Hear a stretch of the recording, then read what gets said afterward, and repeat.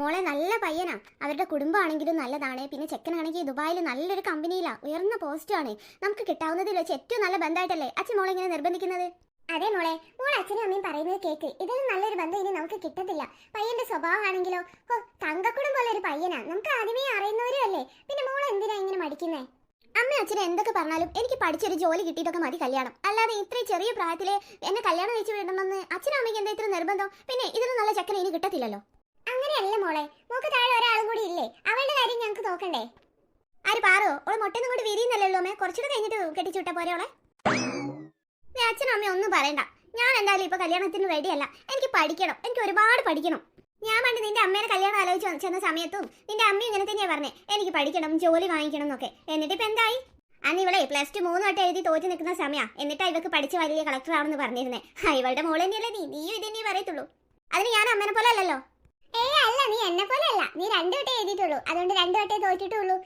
ഇനി കൂടുതൽ കൂടുതൽ എഴുതുമ്പോ കൂടുതൽ തോൽക്കും. അത് നല്ലതേ, നിന്നെ കെട്ടിച്ചു വിടുന്നതാ. അമ്മേ, ഞാൻ അതിന് +2 അല്ല, ഞാൻ +1 മോളെ, അമ്മ പറയുന്നത് കേക്ക്. ഒന്നാമത് നിന്നെ 2 വർഷം വൈകിട്ടാ സ്കൂളിൽ ചേർത്തിയത്. പോരാത്തതിന് നീ ഇടയ്ക്കിടയ്ക്ക് ഓരോ ക്ലാസ്സുകളിൽ തോൽക്കുകയും ചെയ്തിട്ടുണ്ട്. എല്ലാം കൂട്ടി നീ നിന്റെ പ്രായം ഒന്ന് നോക്ക്. നിന്റെ ക്ലാസ്സിലെ മക്കളുടെ പ്രായമല്ല നിനക്ക്. പിന്നെ പോരാത്തതിന് മോളെ ജാതക പ്രകാരേ ഈ വർഷം തന്നെ കല്യാണം നടത്തണമെന്ന് ജോത്സ്യം പറഞ്ഞിട്ടുണ്ട്. അതെ മോളെ, ആ ജോത്സ്യം പറഞ്ഞതെല്ലാം അതുപോലെ നടക്കുന്നതല്ലേ? അത് മോക്ക് അറിയത്തില്ലേ? ഇപ്പൊ വിവാഹം നടന്നില്ലെങ്കിലേ പിന്നെ 30 വയസ്സാണെന്നാ പറഞ്ഞത്. ഞാൻ 30 വയസ്സിൽ കല്യാണം കഴിച്ചോളാം. എന്തായാലും കല്യാണം കഴിക്കണമെന്ന് പറഞ്ഞാൽ എന്റെ പിറകെ നടന്ന് എന്നെ നിർബന്ധിച്ചാണ്ടല്ലോ. ഞാൻ അങ്ങോട്ടല്ലേ ഇറങ്ങിപ്പോ. പറഞ്ഞേക്കാം ഞാൻ. ഇനി മേളിൽ കല്യാണത്തിന്റെ കാര്യമേ ഇവിടെ ആരും എന്നോട് പറയണ്ട. ശരി, എന്നാ മോൾ ഇപ്പൊ കല്യാണം കഴിക്കണ്ട. മോക്ക് താല്പര്യമുള്ളപ്പോൾ കഴിച്ചാൽ മതി. പക്ഷേ മോളൊരു കാര്യം ചെയ്യണം. അച്ഛൻ എന്തായാലും ആ വീട്ടുകാരോടൊന്ന് പെണ്ണ് കാണാൻ വരാൻ പറഞ്ഞു പോയി. ഇനിയിപ്പോൾ അവരോട് വരണ്ട, ഞങ്ങളിപ്പോൾ കല്യാണം നോക്കുന്നില്ല എന്നൊക്കെ പറഞ്ഞാലേ അവരുടെ മുന്നേ അച്ഛനും അമ്മയും നാണം കെടും. അതുകൊണ്ട് മോളെ അവർ വരുമ്പോൾ മറുത്തൊന്നും പറയരുത് കേട്ടോ. ഞാൻ ചായയും ബിസ്ക്കറ്റും കൊണ്ട് കൊടുക്കണമെന്നല്ലേ? അതൊക്കെ ഞാൻ ഏറ്റു. പക്ഷെ അവർ വന്ന് പോയി കഴിഞ്ഞതിന് ശേഷം അങ്ങനെയാണ് ഇങ്ങനെയാണെന്ന് പറഞ്ഞാൽ എന്നെ കല്യാണത്തിന് ഞാൻ നിർബന്ധിച്ച എന്റെ തനി സ്വഭാവം ഞാൻ പുറത്തെടുക്കും. ഇല്ല മോളെ, അച്ഛനും മോക്ക് വിശ്വാസം ഇല്ലേ? ഇല്ല, ഒട്ടും വിശ്വാസമില്ല. അതുകൊണ്ടാണ് ഞാൻ പറഞ്ഞേ. എന്റെ സുലു, ഇവൾ എന്റെ മോള് തന്നെയാണോ? ആണെന്നാ തോന്നുന്നേ. എന്താണ് നീ എന്തിനാ അത്യാവശ്യമായിട്ട് കാണുന്നു പറഞ്ഞേ? എടാ, എന്നെ ഇന്നൊരു കൂട്ടര് പെണ്ണ് കാണാൻ വരുന്നുണ്ട്. പെണ്ണ് കാണാനോ? നീ എന്തൊക്കെയാ പ്രിയ പറയുന്നേ? അതേടാ, പെണ്ണ് കാണാൻ തന്നെ. ഞാൻ ഒരുപാട് പറഞ്ഞു നോക്കി അച്ഛനോടും അമ്മേനോടും. പക്ഷെ ഒരു സമ്മതിക്കുന്നില്ല. എന്തായാലും ആ ചെക്കൻ വന്ന് കണ്ടേ പറ്റൂന്നാ പറയുന്നേ. എന്നാ നിനക്ക് നമ്മളുള്ള റിലേഷനെ കുറിച്ച് വീട്ടിൽ പറയായിരുന്നില്ലേ? പിന്നെ അതൊന്ന് പറഞ്ഞാൽ മതി, ഉടനെ നമ്മളെ പിടിച്ചങ്ങ് കെട്ടിക്കല്ലേ. അതെന്താടി, നിന്റെ വീട്ടുകാർക്ക് എന്നെ കണ്ട ഇഷ്ടാവത്തില്ലേ?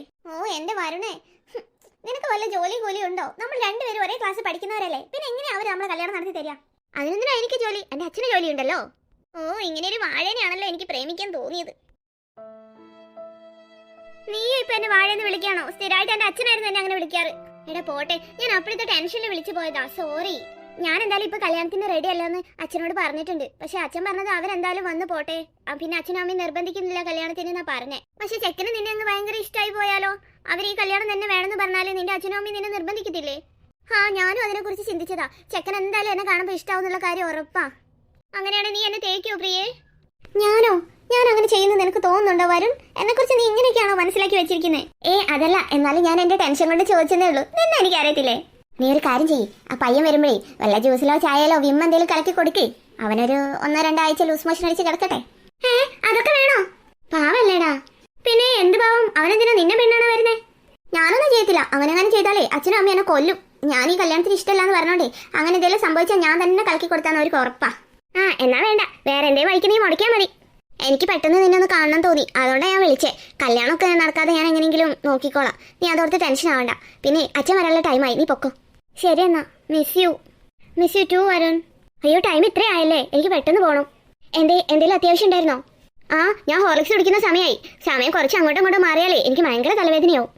ഇവന്റെ ഒരു കാര്യം. ശരി, നീ വേഗം പൊക്കോ, അതാ നല്ലത്. ഇല്ല എന്റെ വായിലിരിക്കുന്ന ഒക്കെ നീ കേൾക്കേണ്ടി വരും. ഓക്കെ, ശരി ബേബി, പിന്നെ കാണാം.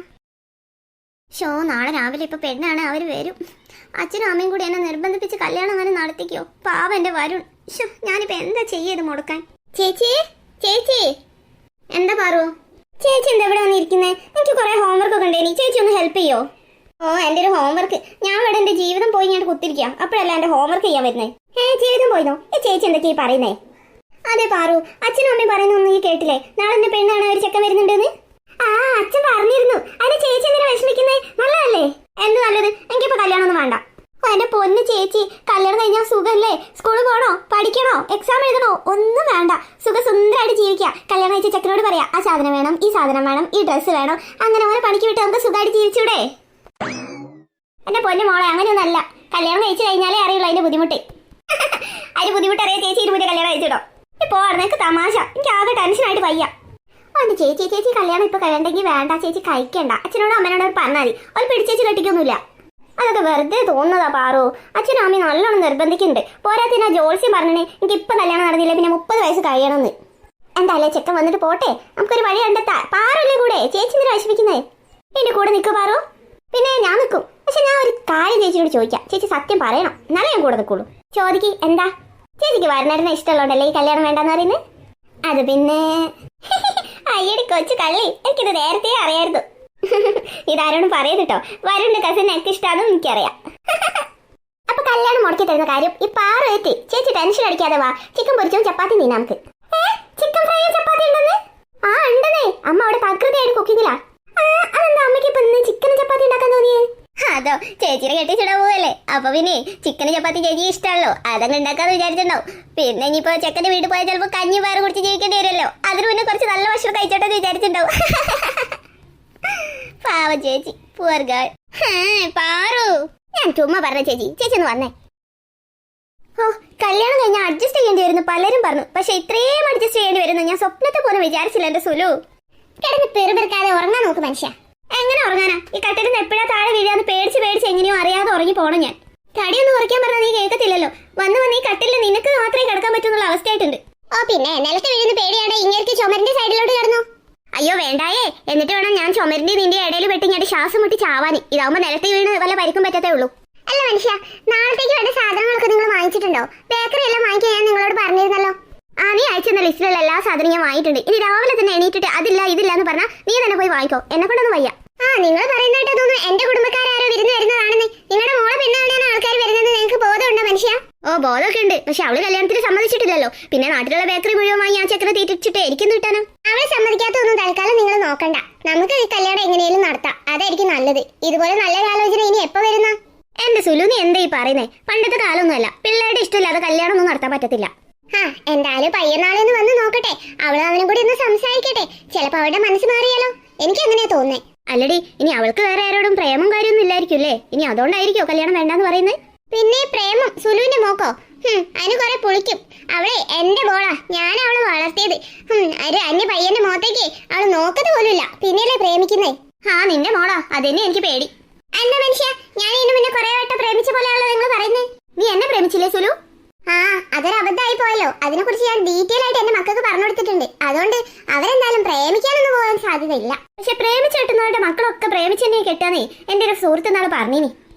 അങ്ങനെ സംഭവിച്ചാലേ ഓളെ മുട്ടുകാലം ഞാൻ തല്ലിയാൻ ഓടിക്കും. ഇപ്പൊ എന്തായാലും തല്ലാനും കൊല്ലാനും ഒന്നും പോകണ്ട. തൽക്കാലം നാളെ ആ പയ്യൻ വരട്ടെ. അവൻ എങ്ങനെയെങ്കിലും ഒന്ന് ഇഷ്ടപ്പെട്ടാൽ മതിയെനി. എന്നാ പിന്നെ ഓളെ കാര്യത്തിൽ ഒരു തീരുമാനമായല്ലോ. പിന്നെ മറ്റേന്റെ കാര്യം നോക്കിയാൽ മതിയല്ലോ.